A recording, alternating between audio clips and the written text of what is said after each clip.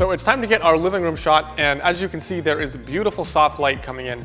My initial idea would be to get this when you have the sky lit up all pink and orange, and I don't think we're really gonna get that. We have a little bit of color in there, but it's not too sexy, honestly. You can totally tell that there's a bit of a smog and smoke situation happening outside, so we're gonna do our best to work around that now. I think the average photographer here would come in with a wide angle lens, a big wide horizontal to try to show everything. Let me take that for you and show you why that's not really gonna work. All right, so there's a few problems with this image. There is a lot of distortion on both the left and the right side. The couch looks enormous, and you can see the windows actually getting wider as the shot moves to the left. I also don't really get a feel for the true height of the space. And for some reason, this feels bigger than it is, but also like a complete McDonald's Funhouse version of it. It just does not feel well balanced, and it feels like we're being sort of stretched out of the frame on both sides. So I'm gonna frame up vertical and go a bit tighter here, and I hope that will look a lot better. I have a feeling it will. All right, so I'm changing my lens. I'm putting on the 24.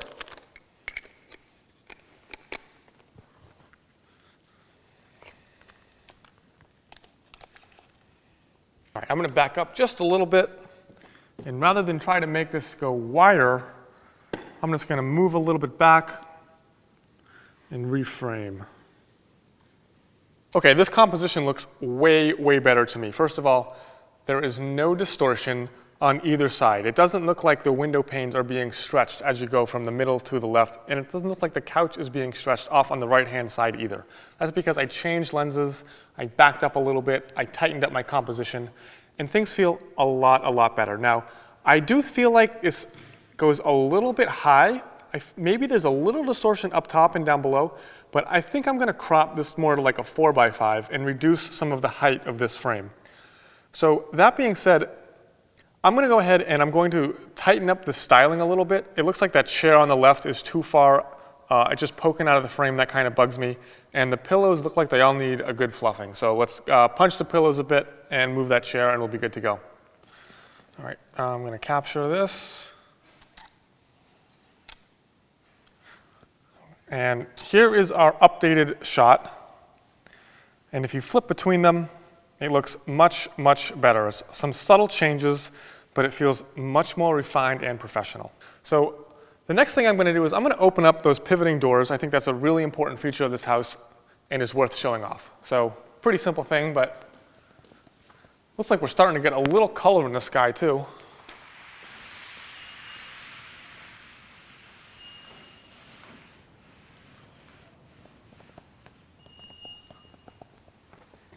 And there is our almost final image. I love the styling, love the staging. Actually, do you know where that blanket went that was on the, it's all right there, that guy.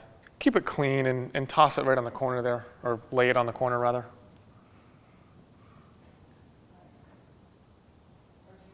Like fold it in half, yeah, so it's like a, I'm adding this blanket to kind of break up the giant couch and give it a little bit more texture. All right, let's go ahead and hit capture. And at this point, I am very, very happy with the styling. So we're getting a little bit of color in the sky, and I think this looks great. So I'm gonna go ahead and I'm gonna bracket 5 photos and see how that looks. Let's see if we can bring out a little more color with a darker exposure. I'm at 1/6 of a second, f11, ISO 200. And we're definitely getting a little bit more color in the highlights, which I like. It's almost like, it's like a sort of pink to blue gradient rather than just this flat white thing. So it's looking a little bit better outside, and the inside, we have this beautiful, soft, magnificent light. As I look at this, I feel like the interior might feel a little cold. I'm gonna try to turn on some of those interior lights and see if that warms it up a little bit. Colleen, do you mind flipping on the interior lights? All right, let's see how that looks. I might add a little warm glow. It is the right time of day for this. As it starts to get darker, I have less of a problem with turning on interior lights. I like that a lot. So I'm gonna go ahead and bracket another 5 shots with the lights on. You can see how that wood warms right up when it gets hit with that warm golden interior light. So this shot looks pretty amazing as it is, but if you want to give a viewer the true idea of the scale of a piece of architecture, what better way than to insert a model that will give us something human that we can relate to, which will immediately let us know exactly how big something is when we're looking at it in a photograph. In real life, you can walk through, you can touch, you can feel, you can see. You can use your senses to kind of figure out how big something is, but in a two-dimensional photograph, it helps to have a point of reference. And we do have some couches and tables, but that doesn't tell the whole story. So I'm going to have Colleen do a little quick modeling for us, and all I'm going to do, I have a perfect spot for her. Right up against this wall, right in the middle of the frame. I'm just going to have her sort of lean casually right up against this wall and look out into the distance. And I think that will complete our photograph. And the reason I like that spot is because she's not sort of entangled with any of the other objects in the room. So, Colleen, I'm going to have you step about 2 inches back and step an inch forward or so. And look a little more casual, you know? There you go. Perfect. That looks... Shuffle another 4 or so inches forward.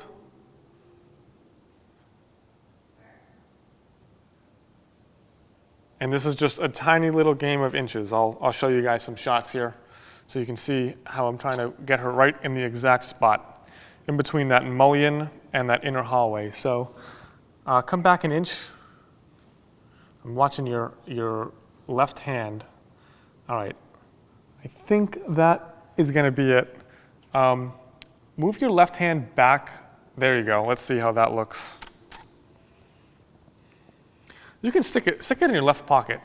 See if that's, ooh, that is the pose right there. Stand up a little straighter. Magnificent. Love it. And I am going to call that a wrap. You've posed beautifully. Thank you. You can come back over here. And now that we have 2 brackets with the lights on and the lights off and our model, we can jump into post-production and put this all together.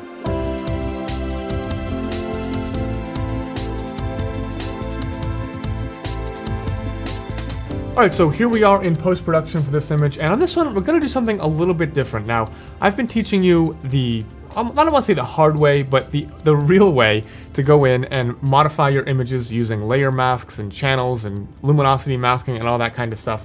And there is a way to speed up your workflow, but I do think it's very important that you understand what's going on under the hood before you start using these quicker, I don't want to say cheating methods, but programs that are going to do some of the legwork for you. So let's go ahead and open our images up in Photoshop. You can see here we have 1, 2, 3. We've got our 5 brackets and we have our 3 images of our model. And I'm also going to go ahead and add to this folder. We do have a number of images. We'll take 3 of them that we did with the lights off. And we're going to blend these together. I'm going to start with the 1, 2, 3 middle exposures. And I'm going to go ahead and adjust the shadows and highlights a little bit. And I will apply that to all 3 of these images, just like I have done previously.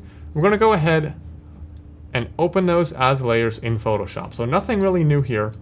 And here we are in Photoshop with our 3 layers stacked on top of one another. Now, as I just mentioned, we've been doing this the manual way. We've been going in and making individual masks using the channel palette and the layers palette and curves and hue and saturation and all that kind of stuff. There are programs that will make this a bit easier. What I have been using is a program called the TK7 panel. There's also a panel called the Lumenzia panel that comes highly recommended. Most of these are made for landscape photographers who are doing all kinds of adjustments to their landscape photography, but they also have a great application in the architectural photography world as well. So what I'm going to be doing is I'm going to be going to this window panel, and I'm going to go to the extensions button here, and I'm going to click the TK7 Rapid Mask or TK7 Go. They both pretty much do similar things, and those are going to open up here in Photoshop. And these are basically some panels, right, that give you options to do some of that heavy lifting that we've been doing manually so far in this tutorial. What these allow you to do is basically make these luminosity masks quickly and simply, and you can preview them right here and it gives you all kinds of tools to modify them rather than having to go in and add a curve manually or add a levels adjustment manually. You can just drag this stuff around right here, and it allows you to then apply this as a regular mask, as a curves layer, as a exposure layer, as a hue and saturation layer, and so on and so forth. So there is a ton that you can do with this to speed up your workflow. And I'm not going to do this for every shot in the tutorial. I just want to let you know that these panels do exist, and they can serve to make your workflow a little bit faster. And I think this is a great image for it because there's a lot of blending that's going to be going on, a lot of subtlety, and it's a bit easier and a bit quicker to just use a panel rather than getting down and dirty and doing it all manually. So let's get started.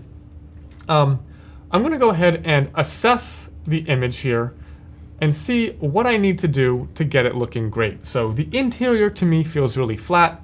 There's not a lot of directionality to the light. It feels sort of like dull, and that would be because the view is completely gone. Now, there is like a tiny bit of color in this dark layer. We've got a little bit of red, a little bit of blue, but it's supposed to be twilight. That sky should be a wash, right? With pink, blue, and red, and we have almost none of it. So we're gonna have to bring some of that out. So let's go ahead and get started. The first thing I wanna do is brighten up this interior. I want this bright layer to sort of shine through rather than this dark, flat mid layer. So what I'm gonna do is create a mask using this, I'll use the rapid mask panel for this one. And here's what it allows you to do. You can make a luminosity mask for just the brightest brights or the lightest lights, or you can do the same for the darks. If you want to make a mask for the darkest things in the image, in this case the mullions around the window or the shadows under the table, you can click that darks 6. If I want to make a mask for the mids, well, I can do it by clicking on this mids 1, 2, or 3, and you can see what is happening is we are just getting a luminosity mask sort of automatically made for us without us having to go deep into the channels palette and do all of these adjustments manually. I can also modify that mask to be brighter or darker or vice versa, and I can pull these tabs down, these sort of stoppers, to really get detailed with it if I want to do that. So I'm gonna go ahead and reset this, and I'm gonna start fresh. So what I'm gonna wanna do here is create a mask that is revealing that brighter layer below. And I want that reveal to happen predominantly on the right side because that is the darker problem spot of this area. I'm not so worried about what's out the window. We'll get to that in a moment. But like I said, I want to make a mask that reveals this brighter layer below. That means I need to hide the mid layer. So I'm gonna make a mask mostly for the lights to allow those to shine through, but a darker mask, like I said, when it is like I have said 1,000 times through this tutorial, when that mask is black, it is hiding the layer the mask is attached to, therefore revealing that brighter layer below. So this looks pretty good. I'm gonna go ahead and apply this. You can click this output button right here in that number 4. We could modify it a little bit. We could have a play with it, but I think we're just gonna keep things simple for now. Going to go ahead and apply that to this layer. And as you can see, by applying that mask, the interior has been brightened significantly. Now let's say what I want to do, I think this looks really, really good. The inside looks great. We've got nice soft directional light. Of course, needs a little bit of contrast, but it feels really nice. Now the next problem is the outside. So let's go ahead and make our mask for the dark layer. I want those windows to feel like there's some twilight color in them. So I'm going to darken what's out the windows. And I'm going to do that by, let's see here. Remember, I want this mask to reveal what's in the windows more than anything.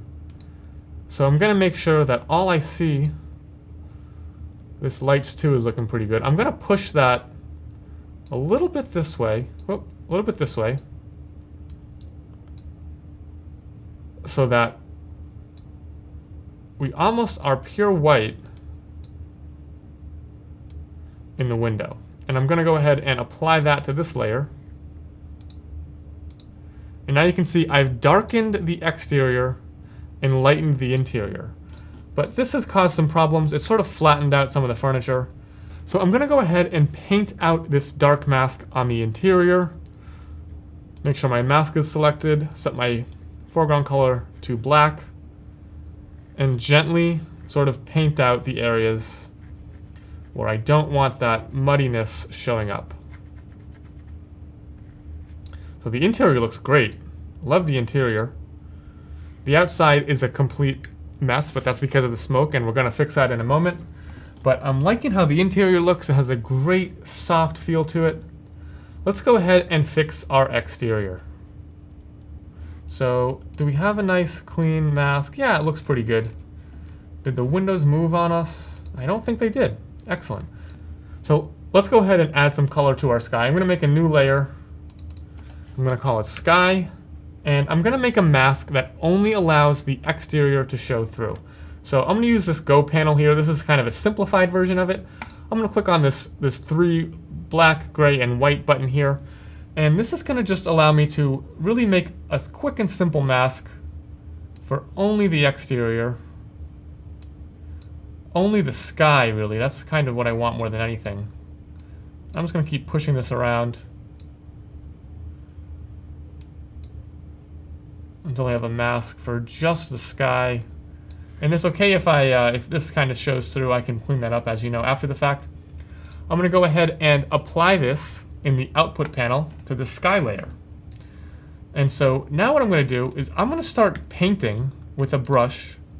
Right? If I sample, it's like the tiniest little. Photoshop sees some pink in there, but there's hardly any. So I'm going to go ahead and add some pinks and reds and oranges to the sky. So we know that the bottom layer of a sunset is going to be like a dusty pink and orange. And I'm just going to grab this and I'm going to do it with a brush here. Super mellow. I'm going to paint that in. And then the next color in our sunset should be a little bit more of an orange. And I'm going to paint that in a little bit. And then our sunset is going to kind of go to like it's going to start to transition slowly to a blue. So I'm going to grab some blue in here. Again, it's really bright on that horizon line. So I'm using a big brush. And you can see how I'm painting this in piece by piece. I'll go back to a little orange here.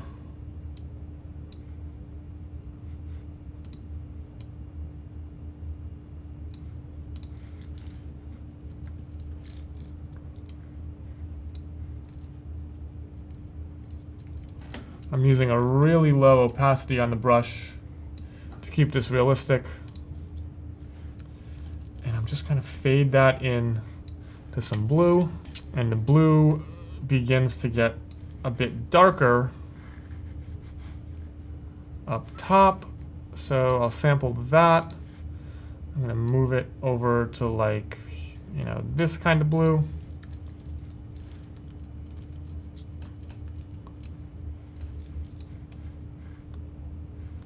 And yeah, this looks kind of goofy right now, but we're going to clean it up, don't worry. So I've got the colors I want. Now I'm going to go on this actual sky mask here, and using a black brush, I'm going to paint out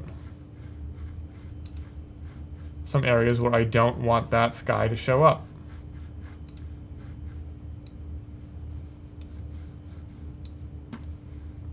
But because we made that mask,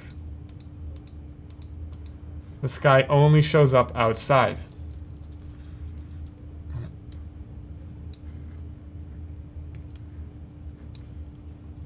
All right, and yes, it's not going to be perfect,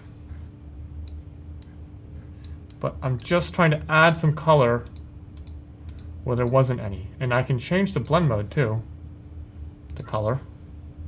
Or I can change it to overlay to sort of blend it. I like color better. I think that looks really nice. And it goes from this like brown gray to this more natural sunset-y color. And I think that's looking pretty good. Feels pretty natural. I'm all about that subtlety. If I zoom out, that feels really nice. All right, so let's go ahead and look at our work so far. Pretty subtle, right? But this feels really nice and natural and really well balanced. And a big improvement from that gray mess we had earlier. All right, so I do feel like there's a bit much orange, or like we've got a lot going on inside from these overhead lights, and on location, remember, we did turn that light off halfway through the exposure. So I'm gonna go to Lightroom, and I'm gonna grab some of those lights off exposures, and I'd probably just need one of these here. I'm just gonna blend this in to kind of clean up the color a little bit. Let's check the white balance. This is what? 4350 and 8, and this is 4312. I'm going to use this middle exposure. Pull the highlights down, shadows up. I'm going to go ahead and edit that in Photoshop and drag it onto our working document. And this is one more way to correct overly powerful tungsten color cast, is to take a shot with the lights off and then blend it in and sort of split the difference between that tungsten and that interior ambient with no lights on. So what I can do here is I'm just going to grab, you know what, I'll do it, I'll demonstrate this again. I'm going to rename this ambient only, and I'm going to make a mask that will reveal only the interior because we just did all that work to get the exterior looking good. I just want to tame down some of the interior warmth here. I love the directionality of light that you get with the lights off. And I like the glow that you get with the lights on. So I'm gonna see if I can kind of split the difference, like I said. I'm gonna make a mask that reveals the interior and excludes the exterior. And that looks like that's the one right there. That's Darks 1. And I'm gonna go ahead and apply that to our ambient only layer. And look at that.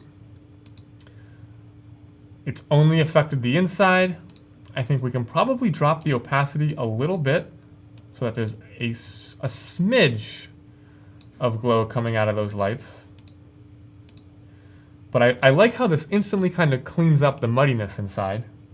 And now I'm going to take a brush, and as usual, you know this drill, I'm just going to brush in or brush away that ambient only frame in a few certain areas of this image to make it a little more believable. But there's still a little bit of that golden glow coming through, super subtle. But the directionality of light is predominantly from the outside, which gives that furniture a bit more depth. You know, like look down here at the back of this couch as I turn that on and off. The direction of light becomes much more clear when only that ambient layer is turned on. And I think that adds a lot of depth, a lot of realism to this image. So that looks pretty awesome to me. It does need contrast. But the last thing I do before I say this is done, almost the last thing, I'm going to do a little cloning. But I want to see if we can work our model in here and see what that does. So we'll go back to Lightroom. And what's my favorite one here? I wish she wasn't wearing all black because it sort of makes her... We lose some depth in that body. It looks almost like one giant black figure when it would be nice to have... I'm gonna run with that. And it feels a little overexposed to me. So I'll pull it down and I'll edit that one in Photoshop. And this is gonna be a quick addition. I'll pull this over to our working document. Open that up. And I'm just gonna make a quick lasso. And click a mask there and see what I've got to do to match this up. So it looks like curves to darken it a bit. And it's going to be somewhere in there. And I'm going to go ahead and use a brush to sort of chisel this out.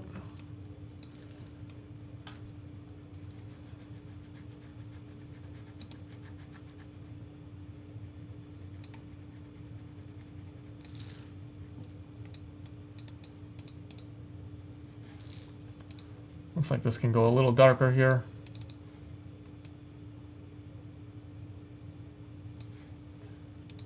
Okay. I know I sound like a broken record. Soft brush or a parrot. Okay. There's our figure. I could see it both ways. I like it without, but I like her for scale. It really shows the size of this room. So let's go ahead and check all of our work. There's a lot of sort of subtlety going on here. I think we're looking pretty good. Let's go ahead and flatten this to a new layer and clone some of this stuff out. This, I know that I masked it out and then masked back in, but it kind of feels like a mosquito on the top of the frame, like just grabbing my eye. So I'm going to clone that one out. And then this flare up here, I'll probably just crop it. Yeah, I'll just crop that. And then there's these little reflections in the glass.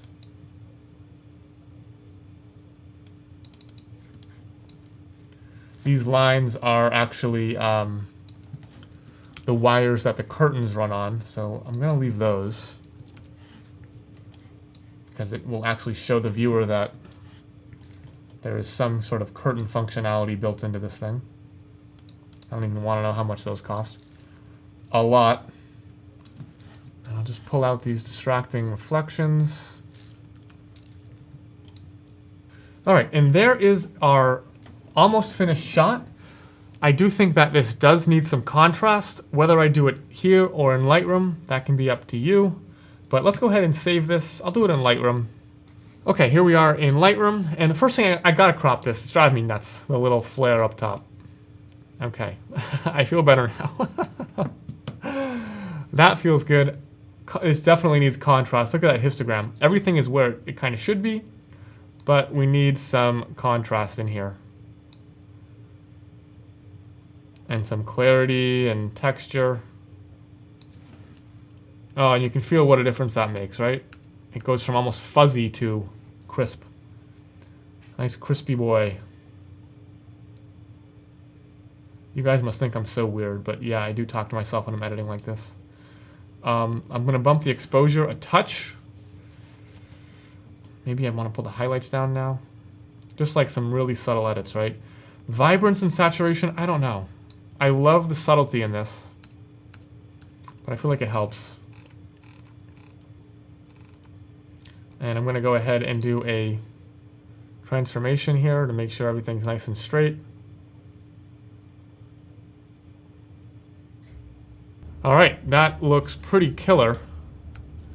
Remember that we had to take this complete nothing burger of a sunset and turn it into this. And I think we've done a pretty darn good job. So that's the final shot. We just use the TK7 panel, again, available online. I've not been paid by them or anything. It's 30 bucks. It's a wonderful tool. There's a number of them that are available. There's Lumenzia.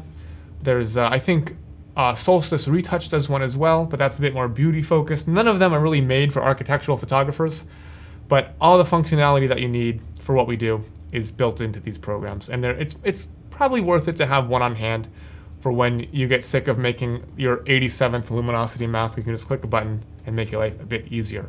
So there's our final shot. I think that looks absolutely amazing. Love the composition, love the blend that we did, love that subtle afternoon, late afternoon sunset light, and the really cool gradient in the sky out there. I think this has loads of feel, and this is one of my favorite shots from that day. So let's go back on location. It's getting to twilight. We got some great shots in store for you.